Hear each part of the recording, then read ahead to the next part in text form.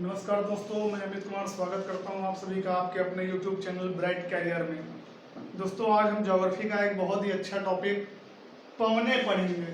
दोस्तों, ये ऐसा टॉपिक है कि जो कि लगभग परीक्षा में इससे संबंधित प्रश्न जरूर पूछे जाते हैं। तो हम इससे संबंधित जितने भी प्रश्न बनते हैं, जो भी फैक्ट बनते हैं, उन सब के विषय में बारी बारी से अध्ययन करेंगे और प्रयास करेंगे कि कुछ भी पॉइंट छूटने ना पाए।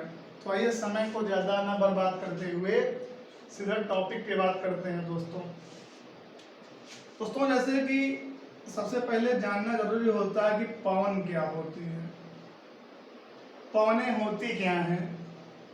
दोस्तों, पवनें वे हवाएं होती हैं जो उच्च वायुदाब से निम्न वायुदाब की ओर चलती हैं। क्या होता है दोस्तों? उच्च वायुदाब से निम्न वायुदाब की ओर चलती हैं, वो क्या कहलाती हैं? पवन कहलाती हैं। पवनें हमेशा उच्च वायुदाब से निम्न वायुदाब की ओर चलती हैं। दोस्तों, एक बात हम और बताना चाहते हैं कि इस टॉपिक को समझने से पहले, इसके पहले का जो एक वीडियो हमने बनाया है वायुदाब एवं वायुदाब पेटियां, उसको आप जरूर देखिए, क्योंकि वो टॉपिक देखना जरूरी है, उसके बाद ये समझ में आएगा। उसको भी हमने काफी अच्छे तरीके से बताया है। तो दोस्तों, ये क्या कहलाते हैं? पवन, जो उच्च वायुदाब से निम्न वायुदाब की ओर चलते हैं, पवन कहलाते हैं। दोस्तों, पवनों की जो दिशा में परिवर्तन आता है, जो पवनों की दिशा में जो परिवर्तन होता है, दिशा में परिवर्तन, वह कॉरियोलिस बल के द्वारा होता है। किसके कारण? कॉरियोलिस बल। इस बात को भी ध्यान रखिएगा, जो उनकी दिशा में परिवर्तन होता है वो कॉरियोलिस बल के द्वारा ही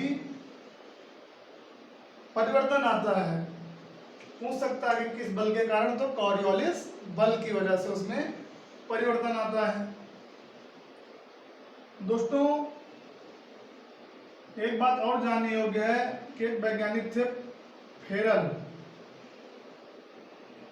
फेरल, उन्होंने भी पवनों के विषय में एक नियम दिया था।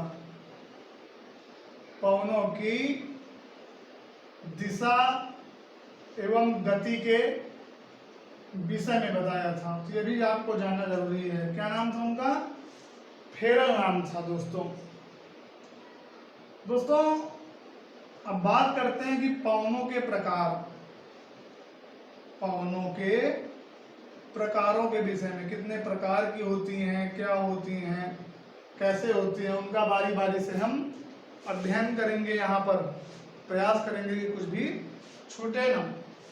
दोस्तों, पवनें जो होती हैं वो 3 प्रकार की होती हैं। कितने? 3 प्रकार की होती हैं। कौन कौन सी? पहली होती है दोस्तों स्थायी पवनें, दूसरी होती हैं अस्थायी पवनें, तीसरी दोस्तों होती हैं स्थानीय पवनें। कौन सी? स्थानीय पवनें। तो क्या होती हैं, इन सब के विषय में कितने तथ्य बनते हैं, उन सब का हम विस्तृत अध्ययन करेंगे जब इनको बारी बारी से हम पढ़ेंगे। दोस्तों, अब बात करते हैं हम जो प्रकार हमने बताए हैं उनके विषय में। स्थायी पवन क्या है, अस्थायी पवन क्या है, इनसे संबंधित जितने भी तथ्य हैं, जितने भी फैक्ट हैं, उनका हम अध्ययन करेंगे। दोस्तों, जैसे नंबर 1 पर आती है स्थायी पवनें। स्थायी पवनें ये क्या होती हैं? दोस्तों, जैसा कि नाम से ही पता लग रहा है, स्थायी पवनें ऐसी पवनें जो वर्ष भर एक ही दिशा में चलती हैं, समान स्थिति में चलती हैं, कह सकते हैं। क्या होता है? समान स्थिति में चलती हैं। वो क्या कहलाती हैं? वो कहलाती हैं स्थायी पवनें कहलाती हैं। यानी वर्ष भर एक ही दिशा में या एक समान स्थिति में बहती हैं, स्थायी पवनों के नाम से जानती हैं। इनकी स्थिति समान होती है वर्ष भर। तो ये पहली प्रकार की पवनों में स्थायी पवनों की बात आती है। दोस्तों स्थायी पवनों के अगर प्रकारों की बात करें, स्थायी पवनों के प्रकार, तो अगर स्थायी पवनों के प्रकार की हम बात करें, स्थायी पवनों के प्रकार, तो ये भी 3 प्रकार की होती हैं। नंबर 1 व्यापारिक पवनें, या इन्हीं का दूसरा नाम है भूमंडलीय पवनें। दूसरे नंबर पर दोस्तों आती हैं, पहले नंबर पर व्यापारिक पवनें, दूसरे नंबर पर आ जाती हैं पछुआ पवनें। ये क्या होती हैं इनके विषय में बताएंगे। तीसरे नंबर पर आ जाती हैं ध्रुवीय पवनें। दोस्तों ये क्या है, इनसे संबंधित क्या फैक्ट हैं, इनको हम भी बारी बारी से बताएंगे। बहुत आराम से समझिए आप। इन सब से संबंधित जो भी प्रश्न बनते हैं उनका भी हम यहाँ पे वर्णन करेंगे। सबसे संबंधित प्रयास करेंगे कुछ छूटने ना पाए। जिन्होंने अभी तक हमारा चैनल सब्सक्राइब नहीं किया है वो हमारा चैनल सब्सक्राइब कर दें और हमें सपोर्ट दें। दोस्तों बात करते हैं व्यापारिक पवनों की। नंबर 1, ये स्थायी पवनों की बातों में व्यापारिक पवनों की बात हो रही है। कौन सी? व्यापारिक पवनें। दोस्तों व्यापारिक पवनें 30 अंश उत्तरी और दक्षिणी अक्षांशों में, 30 अंश उत्तरी और दक्षिणी अक्षांशों के मध्य इन पवनों का निर्माण होता है। कितने? 30 अंश उत्तरी और दक्षिणी अक्षांशों के मध्य इनका निर्माण होता है। इन्हें हम क्या कहलाते हैं? इन्हें हम व्यापारिक पवनें कहलाते हैं। ये सबसे खास बात होती है कि इसीलिए हमने आपसे कहा कि वायुदाब का जो लेसन हमने पढ़ा है अक्षांश से संबंधित, उसको जानना आपको बहुत ही जरूरी है। तो 30 अंश उत्तरी अक्षांश और 30 अंश दक्षिणी अक्षांश के मध्य इन पवनों का निर्माण होता है। तो ये क्या कहलाती हैं दोस्तों? ये कहलाती हैं व्यापारिक पवनें कहलाती हैं। ये पवनें स्थायी पवनों के अंतर्गत हम इन पवनों का अध्ययन कर रहे हैं। दोस्तों जब उत्तरी गोलार्ध और दक्षिणी गोलार्ध में, उत्तरी गोलार्ध से जब चलती हैं पवनें और दक्षिणी गोलार्ध से चलती हैं, और जब वो आपस में मिलती हैं, उत्तरी गोलार्ध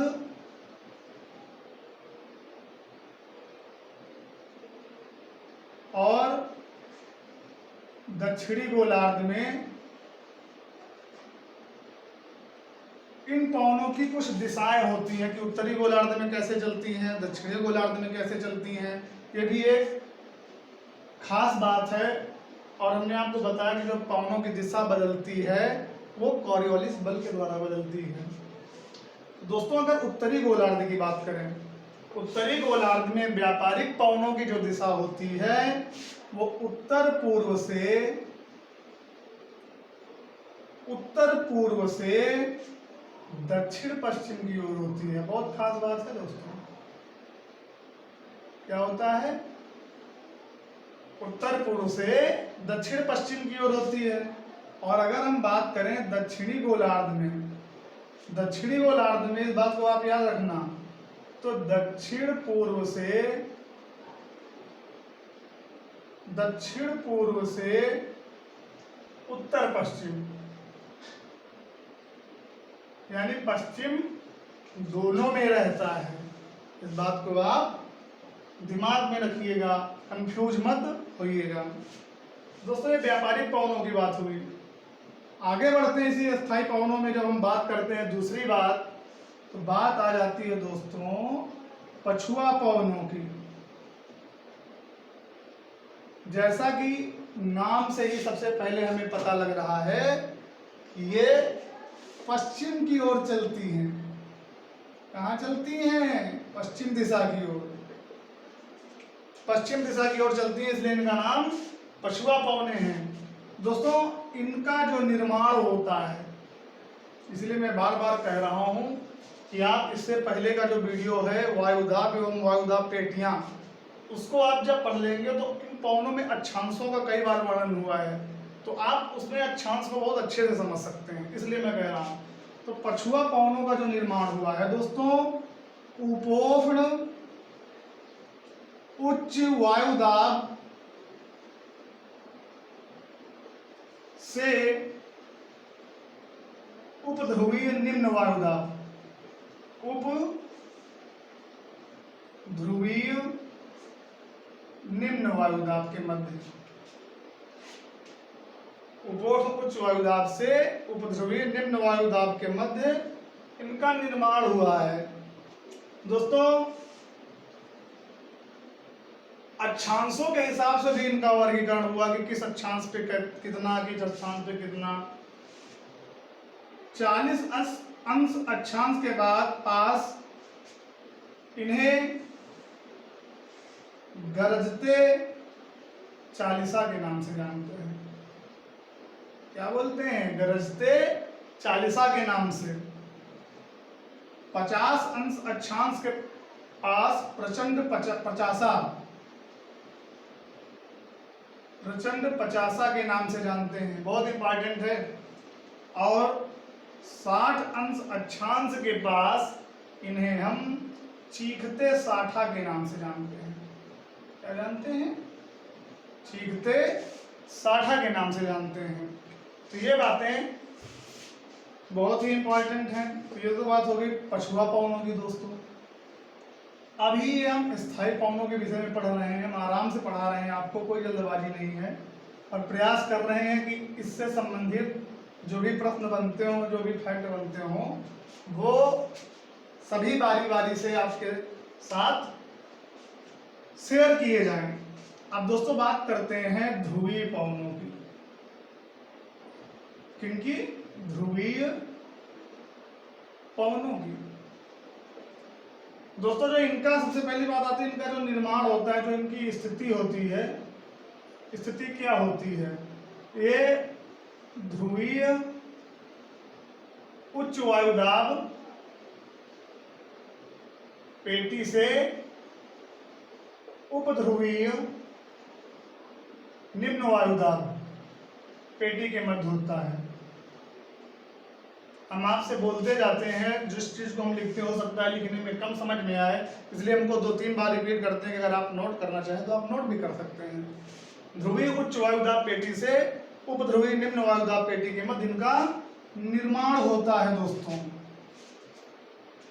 दोस्तों एक बात बहुत ही खास है, इन पवनों के द्वारा ही शीतोष्ण कटिबंधीय चक्रवातों का निर्माण होता है। ये बात आप याद रखिएगा। किनका निर्माण होता है? शीतोष्ण कटिबंधीय चक्रवातों का निर्माण होता है। हमने आपको बताया था जब चक्रवात पढ़ाया था कि शीतोष्ण कटिबंधीय चक्रवात और उष्ण कटिबंधीय चक्रवात 2 प्रकार के होते हैं। 30 से 35 अंश के मध्य उष्ण कटिबंधीय और उसके ऊपर 65 तक लगभग शीतोष्ण कटिबंधीय चक्रवातों का निर्माण होता है। तो ये दोस्तों बात हुई ध्रुवीय पवनों की। अब दोस्तों बात करते हैं अस्थायी पवनों की। दूसरे नंबर पर अस्थायी पवनें। दोस्तों ऐसी पवनें जो कि जिनकी दिशा जो होती है बदलती रहती है, बदलती रहती है। क्या होता है दोस्तों? इनकी दिशा बदलती रहती है। तो ऐसी पवनें क्या कहलाती हैं? अस्थायी पवनें कहलाती हैं। दोस्तों इनके भी कुछ प्रकार होते हैं, जैसे मानसूनी पवनें। मानसूनी पवनें ये क्या होती हैं? मानसून का तात्पर्य क्या होता है? कि हवा के रुख में परिवर्तन। तो मानसूनी पवनें, दोस्तों मानसूनी पवनें जो होती हैं कर्क एवं मकर रेखाओं के मध्य, कर्क एवं मकर रेखाओं के पास उत्पन्न होती है। सबसे पहली बात तो ये बहुत इंपॉर्टेंट है, कर्क और मकर रेखाओं के पास उत्पन्न होती हैं ये पौने। दूसरी बात दोस्तों क्या होती है कि ग्रीष्म ऋतु में ये पौने समुद्र से स्थल की ओर चलती हैं। कहाँ? समुद्र से स्थल की ओर चलती हैं। और शीत ऋतु में स्थल से समुद्र की ओर। ये भी बातें याद रखना जरूरी है। इसी में दोस्तों बात होती है स्थलीय समीर। इसको भी हम जानते हैं क्या होता है स्थलीय समीर। दोस्तों स्थलीय समीर वे पवनें होती हैं जो स्थल से समुद्र की ओर चलती हैं। तापमान के अंतर के कारण, तापमान में अंतर के कारण स्थल से समुद्र की ओर चलती हैं। और एक बात आ जाती है समुद्री समीर। दोस्तों ये रात्रि में समुद्र से स्थल की ओर चलती हैं। स्थलीय समीर, समुद्री समीर, इनको भी जानना बहुत जरूरी है। अब आगे बात करते हैं दोस्तों स्थानीय पवनों की। ये भी बहुत इम्पॉर्टेंट हैं, इनको भी हम बारी बारी से पढ़ेंगे और प्रयास करेंगे कि कुछ भी छूटे ना। आपको इससे ज़्यादा और किसी चीज़ से अगर ना पढ़ना पड़े तो प्रयास करेंगे कि सभी फैक्टों को जानें। दोस्तों स्थानीय पवनें क्या होती हैं? स्थानीय पवनें जैसा कि नाम से ही पता है किसी स्थान विशेष पर चलने वाली पवनें। स्थान विशेष पर जो चलने वाली पवनें होते हैं उन्हें स्थानीय पवनों के नाम से जानते हैं। उन्हें उनका नाम उसी स्थान के अनुसार रख दिया जाता है। कुछ स्थानीय पवनें दोस्तों प्रमुख हैं, जैसे चिनूक। दोस्तों जो चिनूक है ये एक स्थानीय पवन है। ये उत्तरी अमेरिका के आसपास चलती है। कहाँ पे? उत्तरी अमेरिका। और ये पशुपालकों के लिए बहुत अच्छी मानी जाती है। चारागाहों का निर्माण करती है। चारागाहों का निर्माण होता है चिनूक। इसी में दोस्तों बात आ जाती है फान।